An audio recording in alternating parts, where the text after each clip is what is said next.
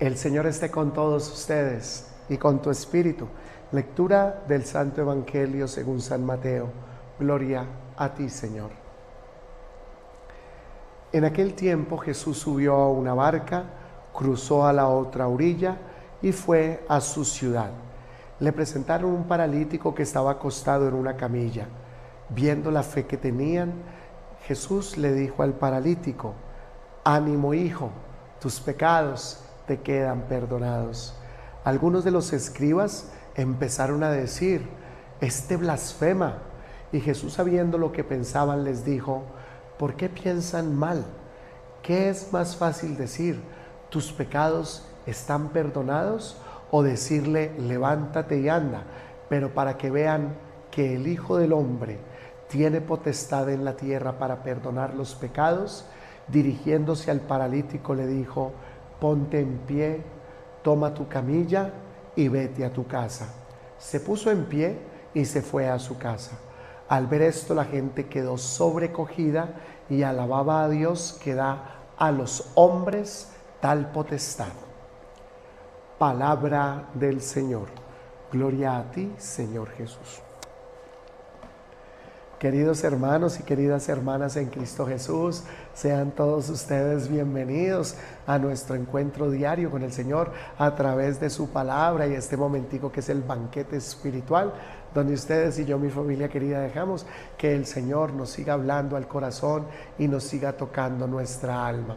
Hoy, mi familia querida, pues tenemos un evangelio sencillamente maravilloso, y como ya les había dicho yo y siempre les digo, cada vez que hay una sanación, cada vez que hay una curación, cada vez que el Señor libera a una persona de la enfermedad, especialmente para mí es un motivo de mucha alegría, de mucho gozo, de saber que tenemos a un Dios cercano, a un Dios que vino para sanar los cuerpos lastimados, pero también para sanar las almas que están metidas en pecado.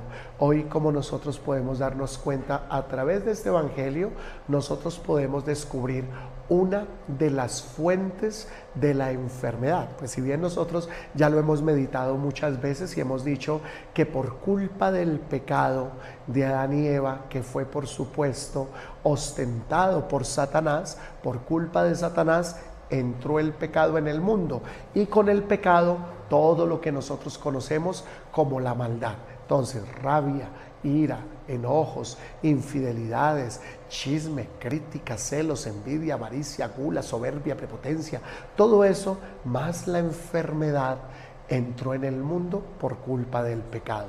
Luego nosotros podemos decir y darnos cuenta hoy que a través de este hombre nos damos cuenta de que Jesús nos revela que una de las fuentes de la enfermedad es el pecado. No es la única, hay muchas más, exponernos, ¿cierto? Si nosotros pues nos salimos y está haciendo un helaje, por ejemplo aquí en Bogotá, donde yo vivo, que Bogotá es la capital de Colombia, para las personas que no lo saben y nos siguen desde tantos lugares, pero por ejemplo aquí en Bogotá es un lugar frío y uno se enferma muchas veces. Y si yo, por ejemplo, me salgo sin camiseta o sin saco a las 7, 8 de la noche y me paro allá afuera en el frío tan terrible, pues me enfermo. Entonces no puedo decir que el pecado es el que me enfermó, sino simplemente me distraje, no hice lo que tenía que hacer y me enfermo. Pero hoy nos damos cuenta que a través del evangelio, cuando le traen a este hombre que está paralítico, ustedes se imaginan un hombre paralítico acostado en una camilla, otras personas lo vienen cargando, confían en que Jesucristo le puede regalar la sanación,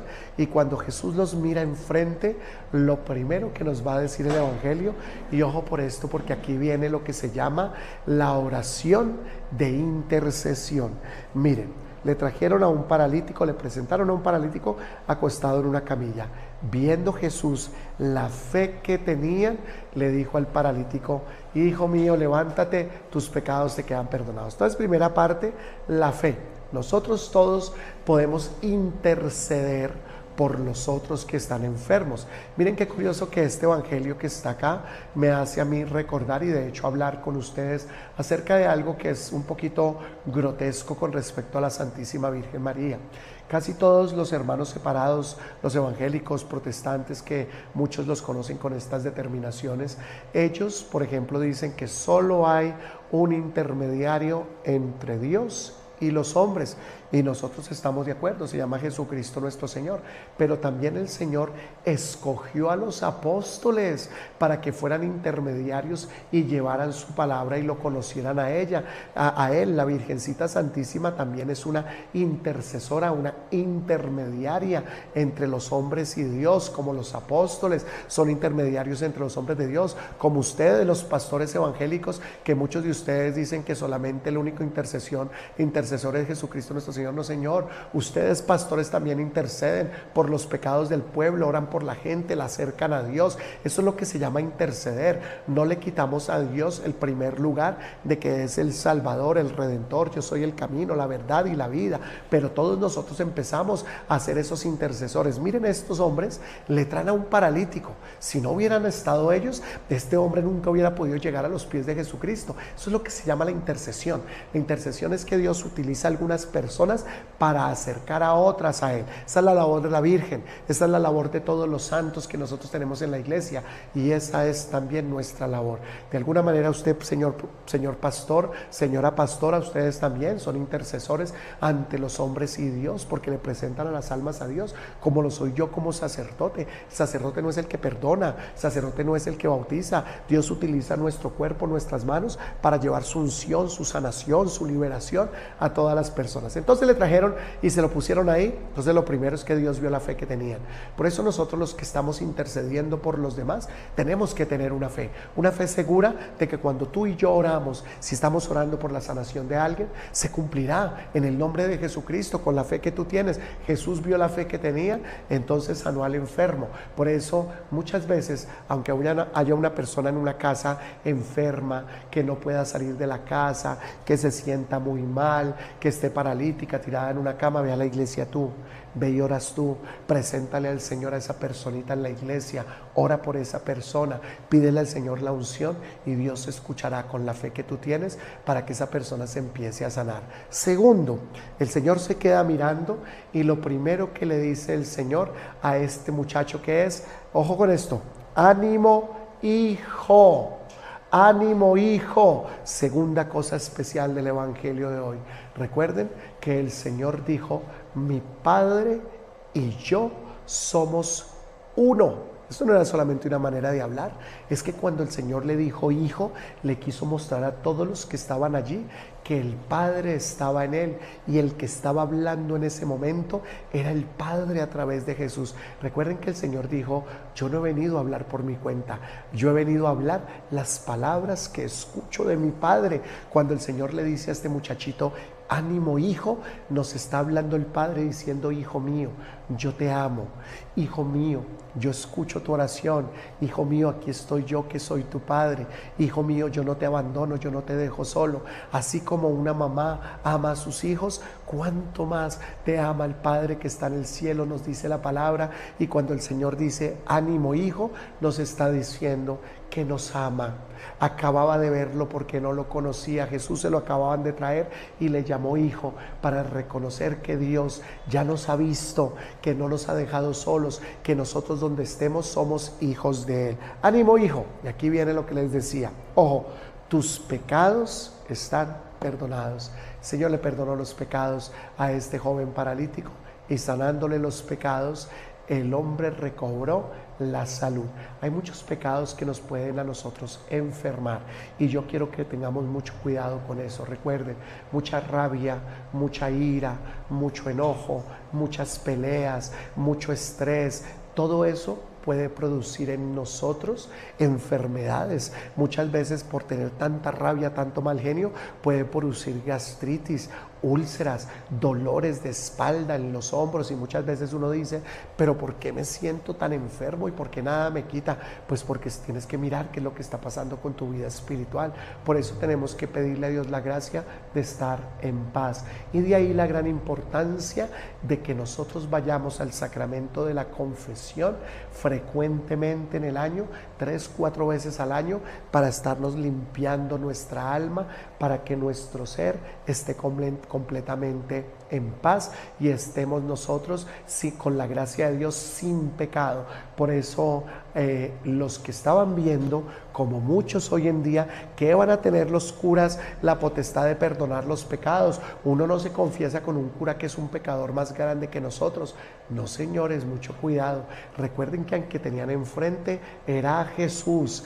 ¿Quién era Jesús cuando estaba aquí en la tierra? Un hombre.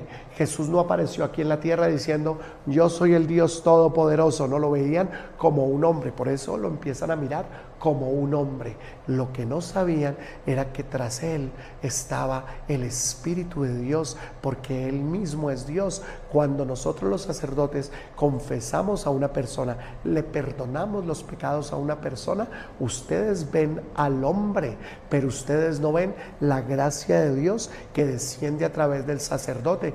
Cuando ustedes se bautizan, ustedes llevan a un niño a bautizar, a una persona, los evangélicos que llevan a los adultos a bautizar. ¿Qué es el bautismo? ¿Echarle agua a una persona? ¿Por qué no queda bautizada cuando una persona se baña en la casa? ¿Por qué? ¿Por qué no? ¿Por qué un papá no coge agua y cuando está bañando al hijo le dice yo te bautizo? ¿Por qué no? Porque tiene que haber la gracia y la unción que es a través del ministro consagrado. Por eso cuando el ministro consagrado le echa el agua, uno mira el agua. Lo que no se ve es la gracia de Dios que llega a través de ese ministro. Por eso el ministro consagrado tiene la autoridad y la potestad de perdonar los pecados. Y por eso Jesús insiste. Ustedes piensan que el Hijo del Hombre no tiene poder para perdonar los pecados. Sí tiene poder. Levántate, toma tu camilla y vete, y quedó inmediatamente sano. Perdonados los pecados, el hombre recobró la salud. Pero mire, ojo con esto. Esto ocurrió cuando Jesús estaba acá. ¿Eso ocurrió en qué año? Entre el 30 y el 33 de la era cristiana, que es cuando Jesucristo muere, más o menos de 33 años. Entonces estamos hablando entre el 30 y el 33 ocurrió este episodio. Pero cuando se escribió el Evangelio de San Mateo, el Evangelio de San Mateo fue escrito más o menos unos 30 años después. Y miren cómo termina el Evangelio de hoy. ¿Quién perdonó el pecado? Jesús, que era un hombre, ¿verdad? Pero después de que Jesús se fue, Jesús dejó la autoridad para perdonar los pecados. Vayan, perdonen los pecados. Lo que ustedes perdonen en la tierra quedará perdonado en los cielos. Por eso el Evangelio de hoy ya no nos dice un hombre. Escuchen la última parte del Evangelio. Al ver esto, la gente quedó sobrecogida y alababa a Dios que da a los hombres, plural. Ahora ya habían muchos perdonando, la potestad de perdonar los pecados. Por eso mucho cuidado nosotros con dejarnos confundir con todas estas nuevas doctrinas evangélicas que dicen que no te confieses. Dios le ha dado la autoridad a los hombres de tal potestad. ¿De cuál potestad? Perdonar los pecados de las personas. Si tú no te confiesas, corres el gravísimo riesgo de que cuando llegues a la presencia de Dios, tus pecados no están perdonados. Dios sí ha mirado que tú te has arrepentido, pero el arrepentimiento no significa el perdón de los pecados, ¿verdad? Ponte tú a pensar, tú le dices algo horrible a tu mamá, feo, terrible, y tú la insultas y tu mamá sufre por el insulto que tú le pegaste, ¿listo? Entonces tu mamá se queda sufriendo y llorando. Pero resulta que tú te arrepentiste. ¿En dónde? Por allá solo en tu cuarto. Ah, no, tu mamá no se dio cuenta. Tu mamá no se dio cuenta que tú te arrepentiste. Sí, a ti te dolió y de pronto tú te arrepentiste allá. Pero si tú no vienes y te lo cuentas a tu mamá y no le dices, mamita, yo te pido perdón, me arrepiento de todo corazón, tu mamita nunca se entera y se da cuenta. Una cosa es arrepentirse. Yo me puedo arrepentir de mis pecados, pero si tú no los cuentas y si no te los perdonan, no te quedan perdonados. Y finalmente, mi familia, es con esto para decirles, vayan a confesarse, no vayan a perder la gracia de recibir el perdón de Dios a través de la confesión. Y hoy, mi familia querida, el Señor nos regala algo también grato, y es de recordar en este día la fiesta de Santa Isabel de Portugal. Les comparto, mi familia querida, que Santa Isabel de Portugal nació en el año de 1270 en España, y pues obviamente imagínense, nació en el castillo de Aragón. Sea Santa Isabel nació siendo una princesa y se va a convertir después en la reina de Portugal. A Santa Isabel de Portugal, desde muy pequeñita, sus papás le enseñaron una vida religiosa, una vida espiritual y a mortificarse y a sacrificarse. De hecho, le enseñaron dos cosas muy importantes: que no se necesitan muchas cosas para ser feliz en esta vida, y dos, le enseñaron a controlar y a modular los deseos, especialmente los de la comida. Por eso, aunque ella desde muy pequeñita, como todos los niños, quería comer golosinas y todo eso, ella misma decía: no lo voy a hacer. Ella solo recibía el desayuno, el almuerzo y la comida, y entre comidas ella misma se sacrificaba para decir: no todo lo que me satisface me aprovecha en la vida. Y hacía sus sacrificios desde muy niña. Fue una niña íntegra, muy piadosa, oraba mucho, siempre la veían orando, tenía una devoción muy linda y muy especial por la Virgencita. Desde pequeñita, por supuesto, estamos hablando del siglo XIII, estamos hablando de que en ese entonces las familias reales comprometían a los niños, ¿cierto?, a los hijos con otras familias reales, y la familia de Santa Isabel lo que hicieron fue que la comprometieron con el príncipe de Portugal. A los 12 años la entregan en matrimonio con este muchacho Dionisio, se casan y por supuesto ella se convierte en la reina de Portugal junto con su esposo el rey Dionisio, y por supuesto ella queda coronada como reina, pero esa coronación de reina también le trajo la cruz que este mismo rey o esposo le puso sobre sus espaldas. Este hombre borracho, mujeriego, maltratador, de una baja moral, un hombre sumamente terrible, que lo que hizo en la vida de Isabel fue un tormento muy grande. Ella nunca renegó y oró por este hombre todos los días de su vida. Le dio dos hijos, uno que después se llega a convertir en rey, el rey de Portugal, por supuesto, que es el que sucede a su papá, y una niña que se llamó, que llegó a ser después la reina de Castilla, que se llamaba Constancia. Los dos, reina y rey, sacaron de esta familia real. Pero todo fue, la vida de Isabel fue muy difícil por su esposo, por todos los engaños, la traición y la forma como la maltrataba. Sin embargo, ella siempre rezó mucho por él y lo cuidó mucho y oró mucho por él, tanto que él le guardaba una admiración tan grande que nunca le prohibió que hiciera todo lo que ella hacía como religiosa, porque ella era una mujer muy espiritual, muy religiosa, ayudaba a los pobres, daba al que necesitaba, tanto que hubo una gran escasez en las tierras y fueron y le dijeron al rey: estamos en escasez, no hay comida, no hay muchas cosas, y mira que tu esposa está malgastando el dinero, está entregándole monedas a los pobres. Y resulta que el rey la llamó y le dijo: eso no lo puedes hacer porque estamos pasando por mucha dificultad. Ella le dijo: nosotros no tenemos ninguna dificultad. ¿Cuál dificultad tenemos? Tenemos comida, tenemos de todo. Allá la dificultad sí está afuera, a ellos es a los que tenemos que ayudar. Entonces el rey le dijo: por favor, modérate. Y un día se puso a espiarla al rey, y ella cogía las monedas del tesoro real para llevárselas a los pobres, y cuando las iba llevando, de pronto el rey, ¡pum!, le salió por el camino y ella mandó las manos para atrás, y el rey le dijo: ¿qué llevas en las manos? Y ella se quedó mirando, y por supuesto ella sabía que una mujer no puede mentir. Entonces ella dice: algo muy poco para los pobres y sus necesidades. Dijo: muéstrame. Y cuando le mostró, se convirtieron las monedas en rosas. Y este fue uno de los milagros que pasó en las manos de Isabel, por ser una mujer tan linda y tan especial con los más necesitados. Esta mujer ayudaba a los pobres, esta mujer construyó hospitales, construyó conventos, esta mujer con sus propias manos tejía vestidos para darle a las mujeres que no tenían para casarse un vestido digno, y les prestaba a ella una corona que tenía y unas joyas para que lucieran lindas el día de su matrimonio.